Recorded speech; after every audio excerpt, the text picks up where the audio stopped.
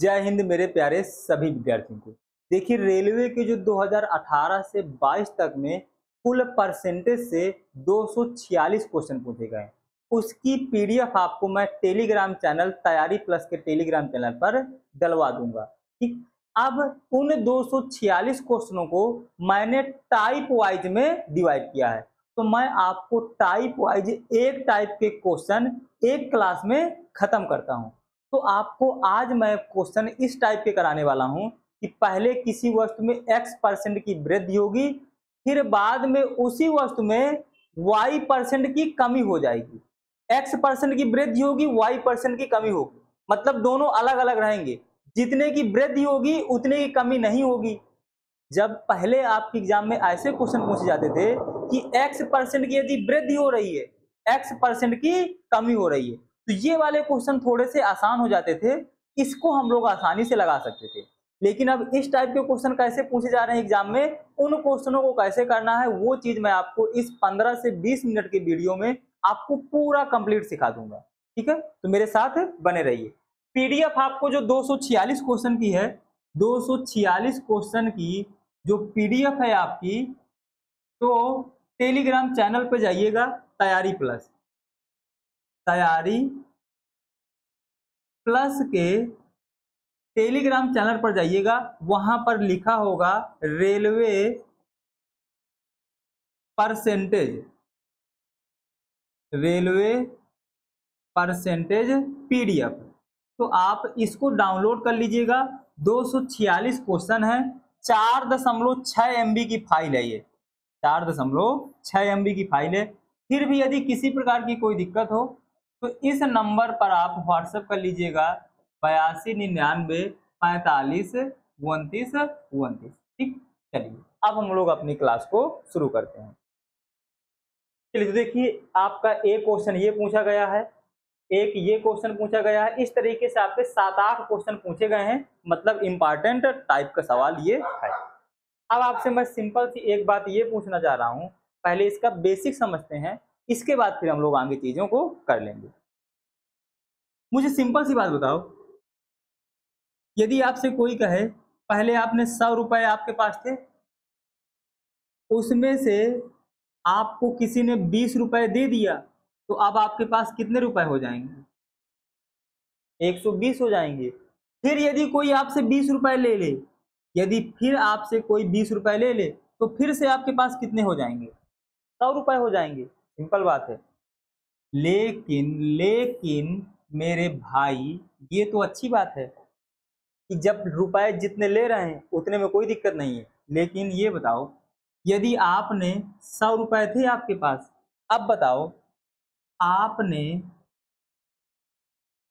किसी ने आपको 10% दे दिया, क्या कर दिया? 10% आपके रुपए में वृद्धि हो गई। तो 10% का मतलब क्या हुआ? 100 का 10% तो 10 होगा, यानी 10 की वृद्धि हो गई। तो अब कितना हो गया आपके पास?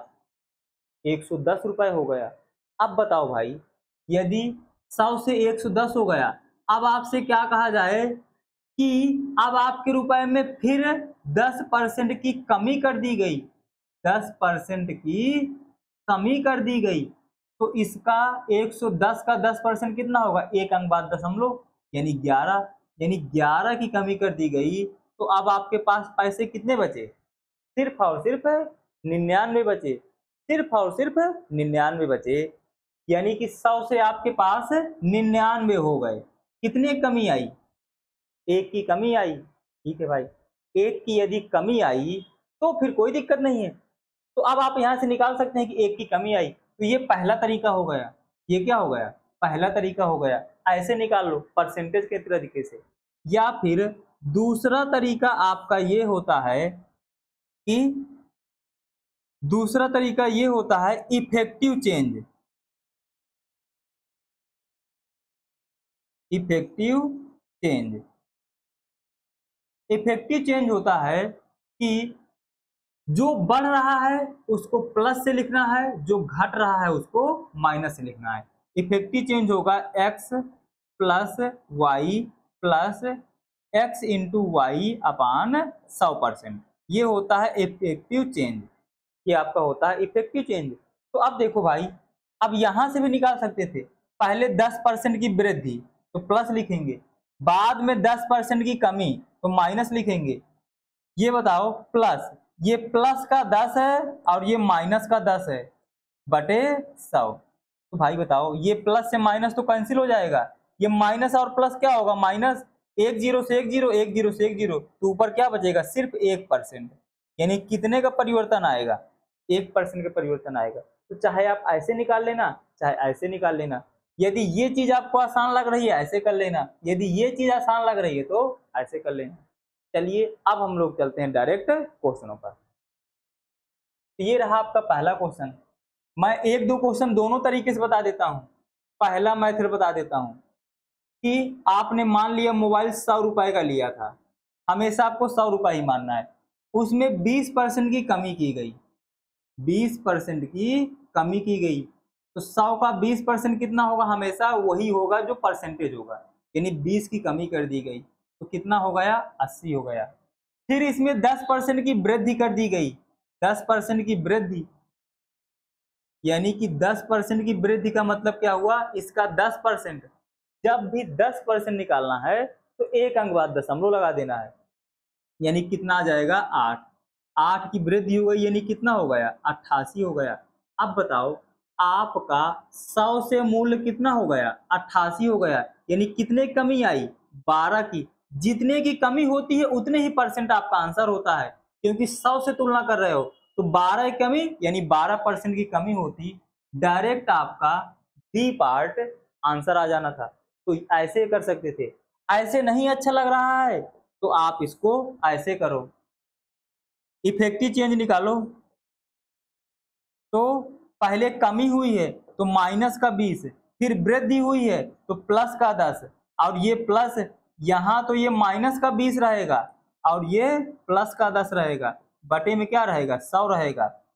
एक जीरो से एक जीरो कटा, एक जीरो से एक जीरो कटा। तो ये बताओ माइनस के 20 में माइनस प्लस का 10 जाएगा तो माइनस का 10 बचेगा, और ये प्लस और माइनस माइनस हो जाएगा, यानी -2, यानी -12% का चेंज आ जाएगा। ऐसे कर सकते हो, लेकिन मैं आपको सजेस्ट करूंगा इस वाले तरीके से क्वेश्चन करो। आपको कभी ये फार्मूला नहीं भी याद रहेगा तब भी चल जाएगा, ठीक है। तो मैं तो हमेशा यही वाला तरीका करता हूं, मैं फार्मूलों के चक्कर में थोड़ा सा कम पड़ता हूं, तो मैं भी आपको सजेस्ट करता हूं कि आप भी फार्मूले के चक्कर में ना पड़े। लेकिन अच्छी बात है किसी भी तरीके से कर लो। चलो इसमें देखो, 100 मानो, 100 मानो, पहले 25% की कमी हुई, 25% यानी कि 25 की कमी हुई, 75 हो गया। फिर 10%, फिर 10% और घटा दिया, यानी 10% और घटा दो, तो इसका 10% कितना होगा, 7.5 और घटा दिया तो ये कितना हो जाएगा, 67.5। 100 से 67.5 हो गया। कितने कमी आई, 32.5 की कमी आई, तो यही परसेंटेज हो जाएगा। यानी डायरेक्ट आपका ए पार्ट आंसर हो जाएगा।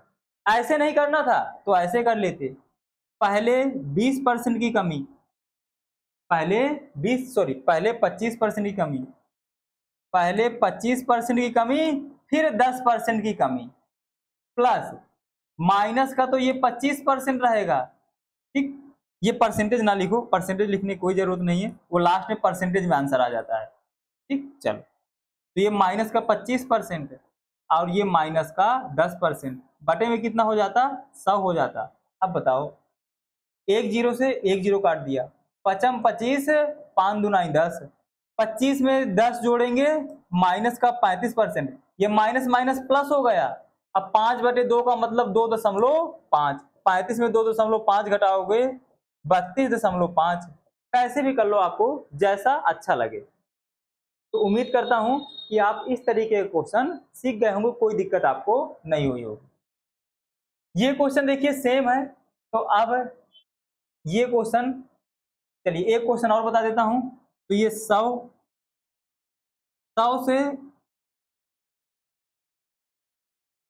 से 20% की वृद्धि, 20% की वृद्धि यानी कि 20, तो ये कितना हो जाएगा, 120। इसके बाद फिर 30% की वृद्धि, यानी इसका 30% की फिर वृद्धि, इसका 30% निकालो, कितना होगा मेरे भाई, 12 तिया 36, 10% का मान 12, तो 30% कितना हो जाएगा, 36 हो जाएगा। तो 36 की वृद्धि हो गई, तो ये कितना हो गया, 156। 100 से कितना ज्यादा है, 56 ज्यादा है, यानी 56% की वृद्धि हो गई। सीधा सीधा परसेंटेज वाले तरीके से लगाना है, 20% प्लस 30% प्लस 20 इंटू 30 बटे 100, 0 0 0 0, 30 20 50, 3 दूना 6, 56%।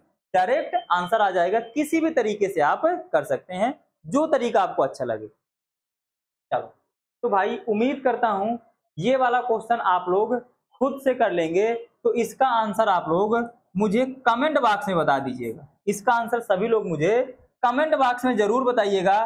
देखिए, यदि आपको कोई क्वेश्चन दिया जाता है ना, यदि आप उसको आंसर नहीं बता रहे हैं तो समझ लो फिर आप चीजों को सीख नहीं पाओगे। क्यों? क्योंकि जब आप को इतने सारे क्वेश्चन, 4 क्वेश्चन कराने के बाद आप एक क्वेश्चन का आंसर नहीं दे सकते हो, तो फिर मतलब आप या तो सीरियस होके पढ़ नहीं रहे हो, या तो फिर आप चीजों को आंसर देना नहीं चाहते हो। अब एग्जाम में यदि आप आंसर नहीं दोगे तो बताओ आपका सिलेक्शन कैसे होगा। इसलिए मेरे भाई, एक तो हमारी मेहनत की कदर किया करो कि आपको इतने मेहनत से क्वेश्चन टाइप करते हैं और आपको 5-10 सेकंड में आंसर ही तो बताना है, तो वो आंसर तो बता ही सकते हो ना मेरे भाई। आप लोगों को सभी से रिक्वेस्ट है भाई, जो भी क्वेश्चन आपको दिया जाए कमेंट में बताने के लिए, उसका आंसर कमेंट में बताया जरूर करो। आ जाओ भाई अगले क्वेश्चन में। देखो ये क्वेश्चन भी आप लोग, हाँ देखो ये वाला क्वेश्चन आपका बढ़िया है, इस क्वेश्चन को मैं करा देता हूं। और ये क्वेश्चन तो आपका है ही नहीं है, सिर्फ ये वाला क्वेश्चन है, वो दूसरे टाइप का क्वेश्चन है। चलो इस क्वेश्चन को मैं करा देता हूं। देखो, एक संख्या में पहले 20% कमी हुई, तो ये निकाल लो भाई। 100 से 20% की कमी, यानी 20 की कमी तो 80 हो गया। फिर इसके बाद 15% की वृद्धि, तो इसका 15% निकाल लो। 10% का मान 8 है, तो 5% का मान 4 हो जाएगा, यानी 15% का मान 12 हो जाएगा। तो कितने हो गया, 92। कितनी कमी हुई भाई, 100 से 92 हुआ, यानी 8% की कमी हुई। जबकि क्वेश्चन में क्या बोल रहा है कि इस प्रकार प्राप्त संख्या 64 कम है। ये परसेंटेज में कितनी कम है, 8%, जबकि क्वेश्चन में कितनी कम है, 64 कम है। 8 एक कम 8 है, 8 ही 8 ही 64 है, यानी 1% का मान 64 के बराबर है। सॉरी, 1% का मान 8 के बराबर है। यदि 1% का मान 8 के बराबर है तो आपको वास्तविक संख्या बतानी है। अब वास्तविक संख्या हमेशा कितनी परसेंट होती है, परसेंटेज में हमेशा 100% होती है। यदि परसेंटेज में 100% है, 1% का मान 8 है, तो भाई 100% का मान 800 हो जाएगा। डायरेक्ट आप आंसर निकाल सकते थे। तो जितने टाइप के क्वेश्चन आपके एग्जाम में पूछे जा सकते हैं पहले वृद्धि और कमी वाले में, वो मैंने सारे क्वेश्चन आपको करा दिए हैं। इसी प्रकार से और वीडियो लेकर के आऊंगा, फिर आपको सिखाऊंगा। बस आप मुझे सपोर्ट करते रहो। बहुत बेहतरीन शानदार तरीके से जितने टाइप के रेलवे में क्वेश्चन पूछे जाते हैं, हर एक टाइप के क्वेश्चन करा दूंगा, बेहतरीन शानदार तरीके से सिखा दूंगा। ये मेरा आप लोगों से प्रॉमिस है, ठीक है।